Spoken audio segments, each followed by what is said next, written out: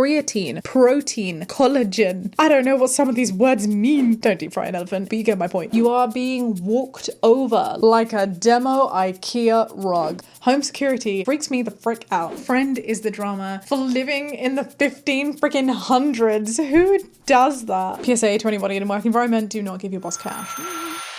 You're through to 1-800-DRAMA, the show where you share your biggest dilemmas and I help you navigate them. I'm Shaaba, and with your help, and sometimes mine, let's help people figure out if they are the drama, because sometimes you just need an outside perspective and we can all expand our own mindsets along the way.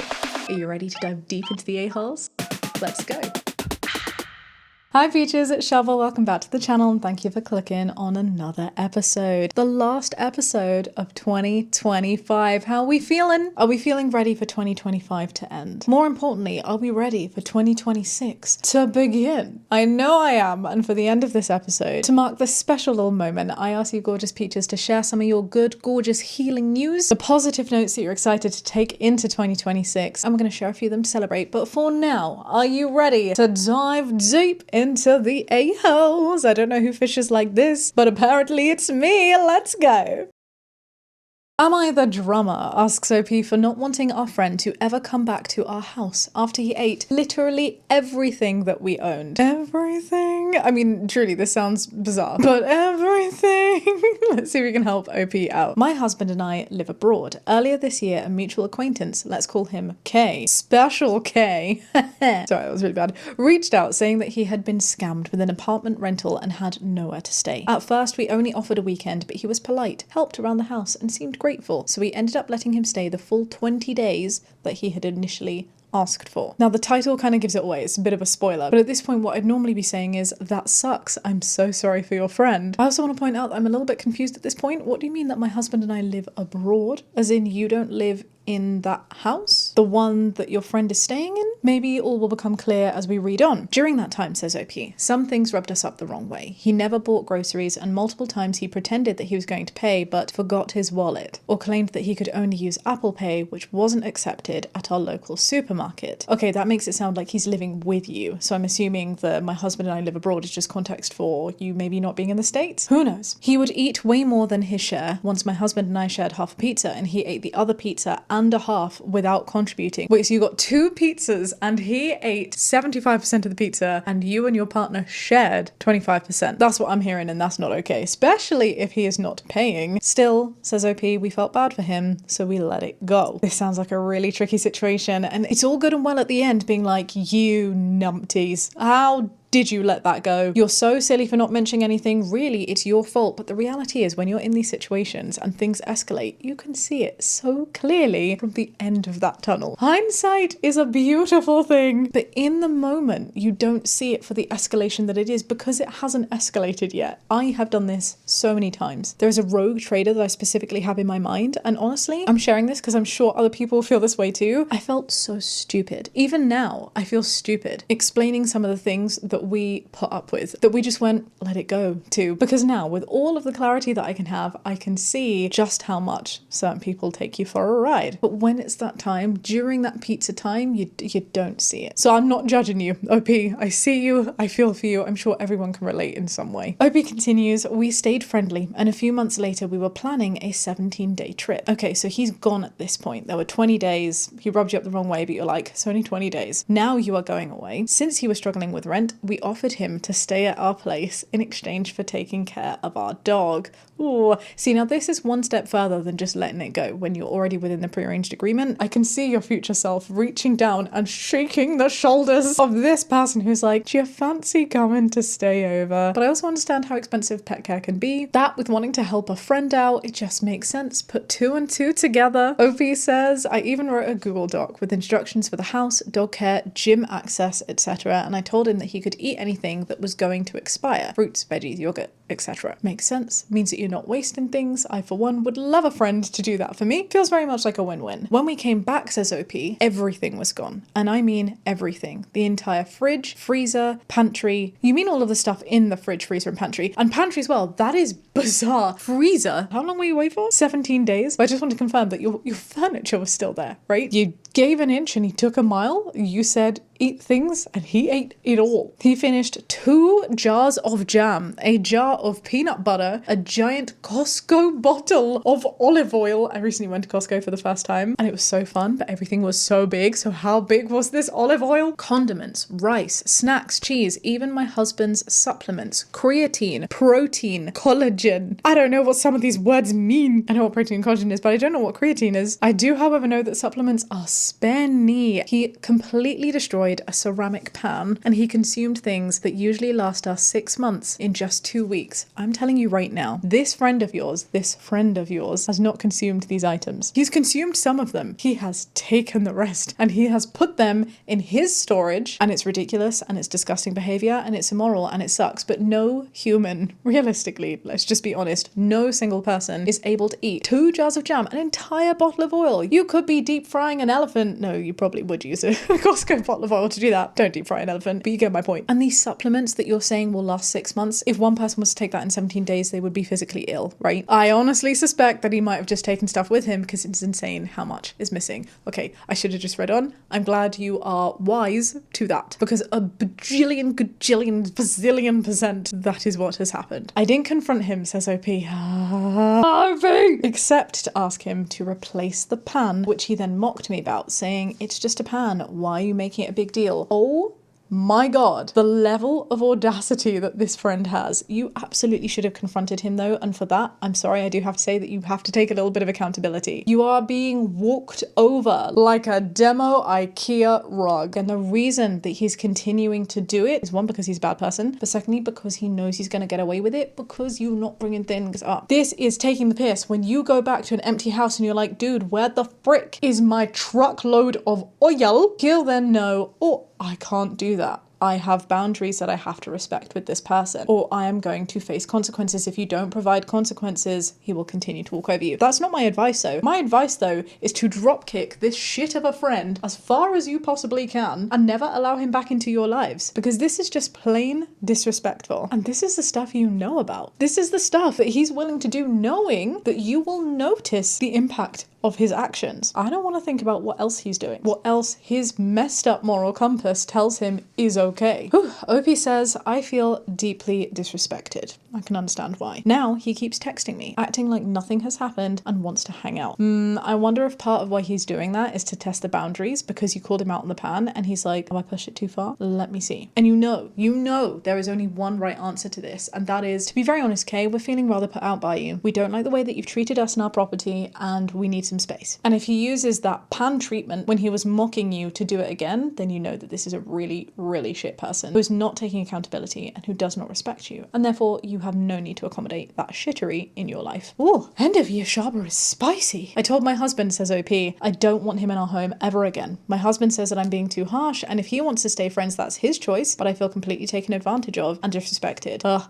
Sounds like your husband is the bigger rug from IKEA. I'm really glad to see that you are now standing up for yourself and are wanting to communicate that. You deserve that. So am I the drama for not wanting to see this guy ever again and refusing to let him come back to our house? No, you are not the drama for that. However, I am also going to give at the same time an everybody sucks here badge. A small one, but one nonetheless, because you 1,000,000% should have called the shit out. I get the let it go energy for the pizza. I get the let it go energy for the I forgot my card, I only have Apple Pay. I get the excuses for the 20 days. I can even understand why you would invite someone like that back as a win-win situation, knowing that he's struggling to find a place. But what I do not get is when someone so abhorrently abuses your generosity and your kindness, why you would still not call that out. He's still the massive drama, but you, and particularly your husband, it sounds, are a little bit the drama for allowing him to take such advantage of you. It sucks. I'm so sorry that you had to go through that. And again, where the advice is way more important than the badge, do not allow Kay to come back into your house. Do not allow Kay to come back into your lives. He is no friend to you. One thing I do just want to know though is, did he look after your dog okay? I just kind of want to confirm that that's all right. Or did he take the dog food too? I just want to confirm that all pup was okay and that he at least did the beneficial part of his side of this bargain before he ransacked and emptied your house. Let's see what other people have to say. He didn't consume it all in that time. He emptied your place and took it back to last him a while. He stole from you like he was on a shopping spree. Not a shopping spree, because a spree suggests that you have bought it. A shoplifting spree maybe. A riot. The olive oil is so obvious. And I think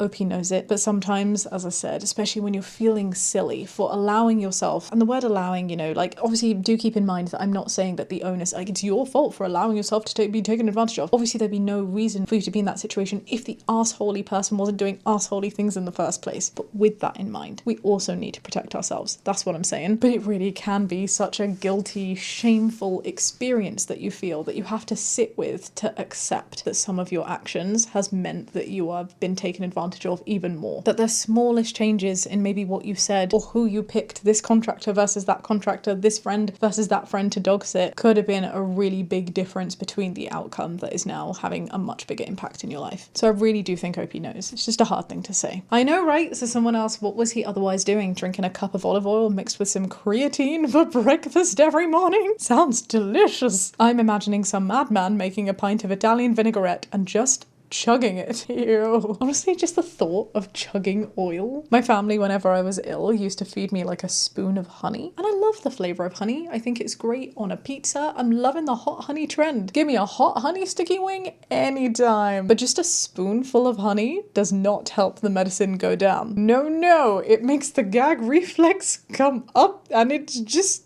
not nice. There's just something about the texture and the gloopiness that makes me feel so unwell. So the idea of oil, I can imagine, is only so much worse. And I don't even want to think about how that comes out the other end. Ooh. He probably pinched a ton of toilet paper to deal with the side effects of chugging all that olive oil. No, but seriously, OP, I would definitely take a look elsewhere in the house. Check your toiletries, check your goddamn toilet paper, because clearly your friend is shameless. You know what I would be doing? I would be writing him a freaking invoice for everything that he took that was unreasonable that I could remember. And I'd be sending it with a massive fuck you, not expecting it to be paid, but expecting myself to feel a little bit better after the exercise. This dude isn't a friend. He is a mooch. What a gorgeous word. A mooch. Mooch. He is a mooch who took advantage of your kindness twice. Sounds like more than twice. The first time, red flags everywhere with the forgot my wallet bullshit. Second time was straight up theft. Your husband needs to wake up, not the drama. I do also really encourage you, OP, to have a chat with your husband and understand where that's coming from. I think it's important to at least understand, even if he doesn't want to admit it to other people, between you guys, he needs to know that this is not a great friendship. He needs to know that what your mooch has done has caused you great harm. And if he can't see that, like truly can't see that, and wants to continue being friends with this person, then he's got a lot of learning to do, because that could end up putting you and your family in quite a bit of danger. I doubt food is the only thing that he nicked. OP should probably do a thorough look through the house to see what's missing and keep an eye on their accounts. I wouldn't put it past this guy to rifle through documents and commit identity theft. Ooh, that's a sad thought. But honestly, I get it. Like, when someone has betrayed your trust in one capacity, what's to make you think that they haven't betrayed it in others as well? And this isn't to instill fears in anyone who might be feeling this way, but to instill a sense of safety. So for the next time that this happens, what measures can we be putting in place to make ourselves feel better, to make sure that things like this don't happen again? Getting this mooch very far away from you seems like an obvious one, but also maybe going forward you want to have some indoor cameras. You can pick them up quite cheap online. We use those a lot for cat sitting, obviously mostly to see the cats, but I would be lying if I didn't feel reassured by the fact that it also acts as a deterrent when we're not in the house for other people that we simply don't trust as much to just be on good behaviour. And if it's a loved one that you really trust in, you just turn the camera around and you say, don't worry about that, it's not on, can't see you, as you can see. You know, the guy wants to hang out. If he is a genuine friend, he could invite OP and OP's husband to his new place for a thank you dinner, and his pantry will not be full of OP's stuff, not the drama. Do you know, I'm so glad that that's where it came, like from a satirical place, because initially I was reading that like, what the fuck are you talking about? That is a great idea though. Go hang out at his place. Go check out his pantry. Go find your giant tub of Costco oil, take the lid off that beauty and pour it all over that motherfucking mooch. Not the drama! Change the locks. He'll get wind from your husband that you have an overnight stay elsewhere and he'll be restocking again. He's made a duplicate. This is so sad. I know Reddit can be particularly distrusting, and the reality is we don't know. Maybe this has happened, maybe this hasn't happened, but this was a thought that wasn't even in my mind. I am not OP and I am scared for OP. What we need to be doing is just making sure we're making fully informed decisions. Changing the locks, if that's what makes you feel good, is something you can do. You can also, if you're going to go all out and tell him, I'm upset with you because of this, and this, I'm never going to see you again, you can say, I feel betrayed by your trust. I don't know. Have you done anything else? You need to tell me if you've made keys. Maybe he'll respond, maybe he won't. You can also just get a video camera. And I'm assuming, seeing as your house has a gym, that sort of tech is something that you probably already have. In which case, remember that that's deterrent enough. Home security freaks me the frick out. I have to say, the invention of ring cams has made two things substantially change in the world. Number one, my fear, because it's just deterred so many people from breaking in and from causing theft. Because not only does your property have a ring cam, most people in the area also have the same. And number two, it's made movies to do with theft significantly less realistic. The amount of times that I watch movies about break-ins and be like, well, that wouldn't happen now, thanks to ring cameras. This commenter continues, tell the husband to put on his big boy pants and smell the coffee. Mooch boy does not come in the door anymore. He can stay friends, but hubby goes to his place. Time for cameras and a door camera. I swear I didn't write that comment. I totally agree with that last bit. And I do also think it's very wise to set those boundaries with your husband. If you're not on the same page about keeping this person in your life, we can't tell somebody what they can and cannot do, but we can set our own boundaries and say, you're not gonna do it here in my safe space. Bye-bye. Drama. Alright, am I the drama? For not installing a camera to help catch my neighbour's stalker. Oh my goodness, is this a theme of the episode? Is home security gonna keep me up at night tonight? Let's see if we can help OP out. My fiance and I live in an apartment and a condo community and have a neighbour who we have at times wondered about her mental health and stability. What is a condo? I need to Google this. I've seen that word multiple times. We're watching a show at the moment on Netflix called My Lottery Dream House, I think. And it's this reality TV series that follows this guy who wears really brightly coloured clothes and he goes to people who have just come into a lot of money, like from a scratch card or from winning the lottery. Like there was this guy who won the lottery in a way that means that he's given £1,000 every single day. A condo is a privately owned individual resident unit within a community of other units. In general, the owner usually owns the interior and the structural components of exterior walls. Cool, good to know. That's significantly less exciting than I thought it was going to be. This is a slight digression, but one other thing that I've learned from that show, I had no idea how expensive the home ownership association costs were. In the UK, we have something similar when you have a leasehold charge. So you have like a building gym, or there's a cafe, or there's just shrubs. A guy comes around every couple months to mow the grass and chop the shrubs down. That stuff costs money, and you pay a service charge and some ground rent towards said company to cover those costs on top of your mortgage. In the UK, and of course costs vary depending on how like luxury your flat is, the average amounts of those seem to be like a couple hundred a month. You pay at most for those amenities between like £1,000 and £4,000 a year. But in this show, it was filmed in 2022 and this guy was buying a flat in New York, and in 2 different building blocks, the amenities that charge was $1,000 a month and the other one was $4,000 a month. A month!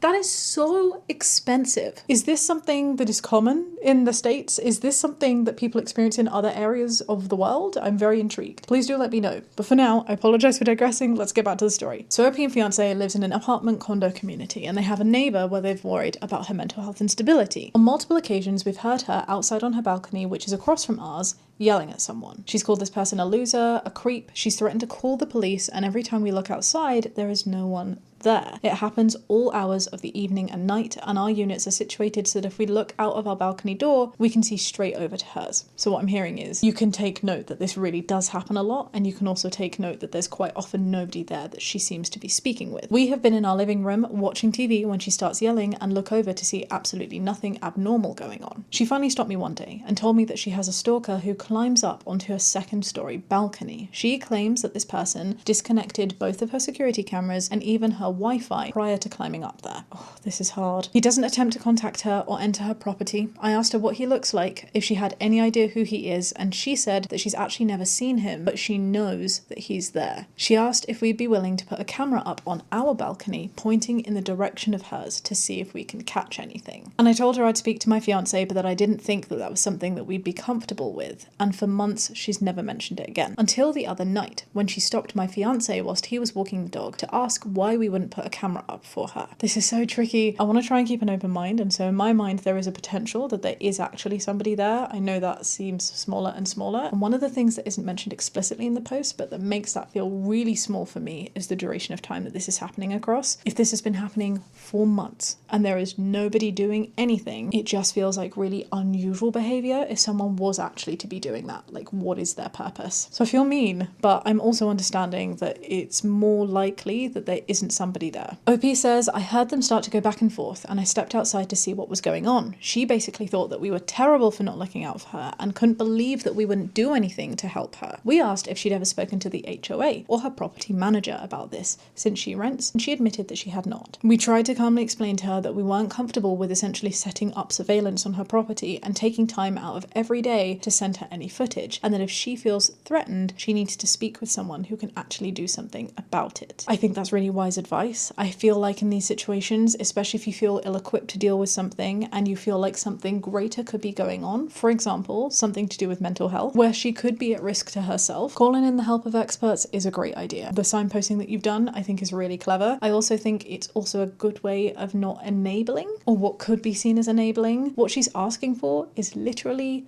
providing surveillance, which is the one thing that she is nervous about. So there's really no way in which that could help a situation, because it will just make her feel even more watched. Speaking to the owners of the building is a great idea. I think also speaking to the official services will really, really help. Calling the local police line 101 in the UK when you're concerned for a fellow citizen is a fantastic way to provide support. They are trained in ways that we are not to help people out. The conversation ended with her telling us that we were what is wrong with the world and that she's embarrassed for us and our lack of consideration for others. So are we the drama for admittedly not believing this stalker even exists and not putting up a camera? No, I don't think you're the drama at all. And whilst I can understand how hurtful it can be to hear these kinds of comments from someone who doesn't even know you, but who is judging you on your action, or in this situation, lack of action, one thing that always helps me in, not that I've ever been in this situation, but similar situations, is to remember that I am trying to process this information rationally from a place that is irrational. And that's never going to lead to you feeling good. You can't think about these things rationally because they're not coming from a rational place. I think you've done a kind and a brave thing by, one, not enabling, by two, speaking to her and going out and saying how you feel comfortable, like setting your boundaries, and also by coming here onto a forum and being like, hey, this is a problem, what can we do to help? I think it would be even kinder still and even more brave still if you are able to reach out to some other people for support, because for months it sounds like she's really needing this. And if you're not equipped to handle it, you are just a neighbour in this situation, then you are absolutely doing the right thing by not trying to give it and potentially making things worse. Oh, I feel good, like strong in my conviction with what I've said, but I'm really concerned that there might be comments who are like, no, this is such a bad take, Shaaba, and I've just completely misunderstood something. Let's see. Not the drama. Feeding into someone's paranoid delusions is usually not helpful. Even if you put up the camera and it didn't catch anything because there's no stalker, you'll end up coming up with something. They've hacked the camera, the account that stores the images, for example. My concern, even beyond that, is that there will then be legitimate evidence for her and her feelings that she is being watched, and she could then end up turning it around and redirecting some of those thoughts and concerns to you being the stalker, and that would not fare well. And in these situations, I do think it's really important that you do also have a little self-preservation. Not the drama. She sounds deeply paranoid. I would avoid engaging with her. Not the drama. It is not your responsibility to invest time, money and effort into security measures for her when she's not even taking the first logical steps to protect herself. Of course, by not even contacting the landlord, by not even contacting the HOA. If someone knew that they were in harm's way and that they were being stalked, they would be reaching out to these places, and you've even suggested that that's the case, so now she needs to really take that up. It would be wonderful if you two, as a concerned neighbour, would report something. I personally would be doing that, and if it helps your brain in the way it helps mine, thinking that on the small chance that there actually is someone doing these actions and involving other people to help will only help her further in that unlikely scenario as well. The truly good neighbour thing to do would be to call in a wellness check the next time she starts yelling at seemingly nothing. If there really is someone there, the police can look into it, and if she's hallucinating someone being there, the police aren't the best at dealing with mental health crises, but maybe they can contact family and see, and it's at least a chance to get her pointed in the right direction of getting professional help. That's what I'm saying. I'm not saying that the police have the power to give therapy, but they can signpost in ways that you, as a neighbour, cannot, because of dynamics of power, because of the ongoing effects of you still being in that building. However, this commenter finishes off, you guys should seriously consider getting some security measures and documenting any contact she has with you in case she retaliates for you not helping her. I think that's really wise advice. Isn't she able to put up her own surveillance cameras for herself around her own property? OP says she claims that she can't because the person has a way of disconnecting them remotely. And like I was saying, this person's saying that by that logic, there's no point in putting them on your house either. And goes on to say that if you play the game with her, how would she even know if you put put up genuine cameras. You could tell her that you check the recordings and say that they're blank. Yikes. She said that she would buy the cameras for us and we could just send her the footage every evening because I have time for that, obviously, says OP. I just think that this opens up more worms. You know when people say that lying's a web, the bigger it gets, the harder it is to maintain? Whilst I appreciate where this person's coming from, I wouldn't advise that as a good course of action, because it's those situations that do end up spiraling and then you just end up getting caught in this massive web as well. Oh, best of luck, OP, and I hope your neighbour gets the support that she needs. Am I the drama for asking my friend's boyfriend for his number? Oh, there's nothing here about homes or surveillance, just good old relationship issues. Let's go. I met my friend's boyfriend for the first time recently. He asked me where I got some of my tattoos done. I asked him for his number and I texted him the details. After he left, my friend said that it was inappropriate of me to ask him for his number. To send tattoos. Are you serious? She said that I should have sent the details to her and she would have forwarded them to him. So am I the drama for asking my friend's boyfriend for his number? No! Your friend is the drama for living in the 15 freaking hundreds. Who does that? Who thinks that way? I tell you who thinks that way. It's someone who's not trusting either of themselves, of their partner, or of you. They clearly think that something else is going to be going on, that point of communication is going to be used and abused in a way that could potentially harm her. And this is a very short post. If you have given her reason to think that, then maybe you are also the drama, but assuming that you haven't, and this was simply just a tattoo exchange, then your friend is absolutely the drama for constantly thinking that a boy and a girl speaking to each other could lead to anything other than cheating. Maybe she has trauma from this in the past. Maybe there's a reason for her not to trust, and if that's the case, she needs to have some therapy. But what's not okay is to isolate and block your partner from having communication that they should objectively be able to have. I swear, just a couple of weeks ago, I sent a boy the details of my tattoo artist. It is such an innocent exchange, and it's something that makes all the sense in the world. If this truly is all that is going on, and there's no sort of like suspicious flirting going on, or no background of you cheating or being a boyfriend snatcher, or him cheating, in which case that's their problem to deal with, then I can't see any other which way apart from your friend being the drama. Oh, that was a nice short easy one, wasn't it? After the complications of the last one. Not the drama. Jesus, why are straight mono people so insecure? It's a fucking phone number. Honestly, it is the straight people. I don't make the rules. I just work here, man. Not the drama, but be careful. I became friends with my bestie's husband, and although it's been 100% platonic, it has ruined our friendship. That sucks. If it's 100% platonic, why is it ruining your relationship? I have a feeling there's more to that story, but that's not our story for today. When you're dating, it's inappropriate to talk to people without talking through your partner. That's because people who are dating are constantly looking to cheat and cannot be trusted. Please tell me this is satirical. Why isn't this simple truth obvious to everyone? That sarcastic passage was meant to illustrate that your friend's position, cuckoo bananas, implies baseless distrust of you and their partner, and it's just completely unworkable. Not the drama.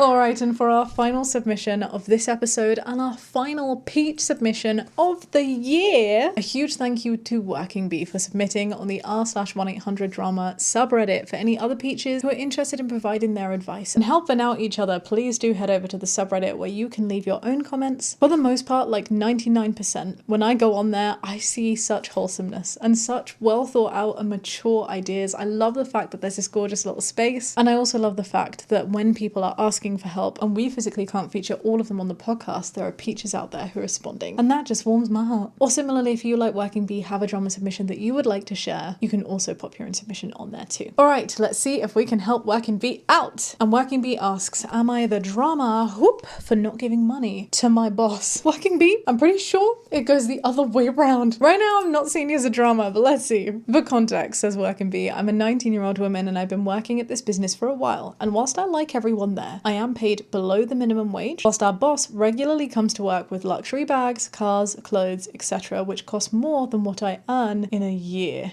Wow. I'm very curious as to the industry, but I can see this happening. I'm sure it's really very commonplace. The one thing that's a big red flag though, and that I'm not happy about, is the fact that you're being paid below minimum wage. That is illegal. That is not okay, and I'm really hoping, Working Bee, that you are putting things in place to make sure that you are paid what you are legally owed. Self-love, Peach, especially if it's going to impact something as significant as your finances whilst we're living through our cost of living crisis. Down to the real drama here, there was a work party/event which I was attending. Some higher employees mentioned to me that they would each contribute a small amount of money each to my boss this year instead of buying a gift. just giving them straight cash. That's a little bit odd. I can see where this is going. I just think it's a really bad idea, especially when your relationship, your professional relationship, is based purely on the transaction of money. To give money back doesn't make sense. It was optional, says B, and I respectfully declined because I think it is ridiculous. We are on the same page. I see you, B. I see you. Why does someone who is clearly rich need my money when they barely pay me to begin with? I would contribute to a gift, but I'm not just paying them straight cash. I'm so with you. I wasn't aware that it was going to be explicitly stated to said boss who did and didn't contribute, so you can imagine my embarrassment when it was then brought up. Oh no. I mean, did you then get your boss a gift separately? Because if you did that, there is no reason for you to be ashamed, and if you have not done that, maybe it's worth you doing that and being like, hey, I didn't want to do that because I wanted to get you a special gift. Here's mine. And then give them something that is well within your budget but shows thought, because that is more of an appreciation for someone who is hiring you and paying you money to work. Despite this, I'm not upset that I didn't contribute and I wouldn't do it in the future. Good for you, I also wouldn't. Am I the drama, though, for not participating in a common courtesy? Some of my co-workers are divided on this. Some believe that it's up to each employee individually, while some argue that it's only a small contribution and shows appreciation, therefore everyone should do it out of courtesy, and it's a drama move not to. I totally disagree. It's hard, because what I'm hearing as the question is cash or nothing. But what I feel is the right answer is individual specialized gift that is not cash, that is the same equivalent cost as what you would have put towards cash, but that just conventionally makes so much more sense to give to your boss. So I don't know what badge to give because I don't know what happened here. I do think you would be the drama. Yeah, a small one, but you would be the drama if you did absolutely nothing. But as for your question, I do not think you are the drama at all for not contributing towards the optional cash gift. That doesn't make sense as a gift for your boss who employs you. PSA to anybody in a work environment, do not give your boss cash. And there's a little edit here on this post too. Working Bee says, people have asked why I'm paid below minimum wage, so I'll discuss that. I was asking that too. I am technically paid minimum wage, but not weekend, public, holiday, overtime rates. So therefore I'm paid below minimum wage on those days. I understand that it is illegal. Good. But I also don't want to lose my job for bringing it up. I just can't find another similar job because of limited positions, my young age, and the amount of experience and training which is normally required for this job. It's fairly niche, and I wouldn't be given this opportunity elsewhere due to the amount of trust required. I've spent years building a relationship and gaining trust with the company to get this position. I understand. It sucks. It sucks so hard that people are in the need to literally not ask for their basic legal rights. What kind of messed up system do we live in? A capitalist one is the answer to that. But if we think about that too much, we're going to cry at the end of 2025. Nobody wants that. I do understand what you're saying realistically. It's not the right thing to do. This job sounds really important to you. And so I will put that to one side reluctantly and also encourage you to, if you can and when you feel safe to, because I'm sure at some point you feel like you've established enough of a trust and a bond to be of value to this company. I really would encourage you to share your experience and to let them know in a non-mean way, because there are definitely approaches that could make them not want you to have this job, but there's also approaches that could be so subtle. But the idea of getting rid of you based on this request is just so unfathomable because you're being so reasonable. And maybe I'm living in an idealistic bubble. It's hard without the context to know, but just remember that that's an option. And I do encourage you to try and secure what is legally yours. Not the drama, but your co-workers are for telling your boss who contributed and making you feel bad about it.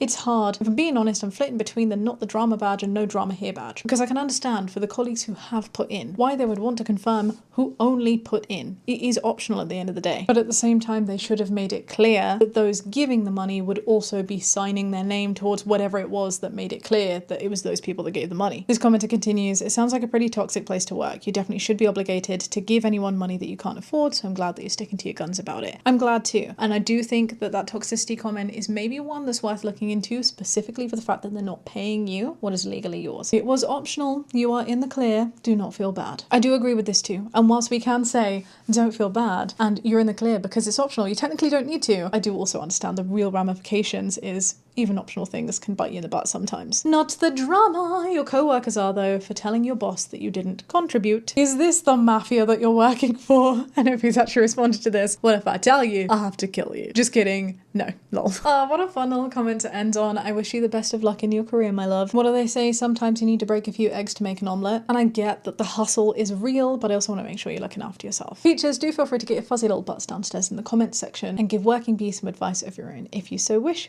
Drama.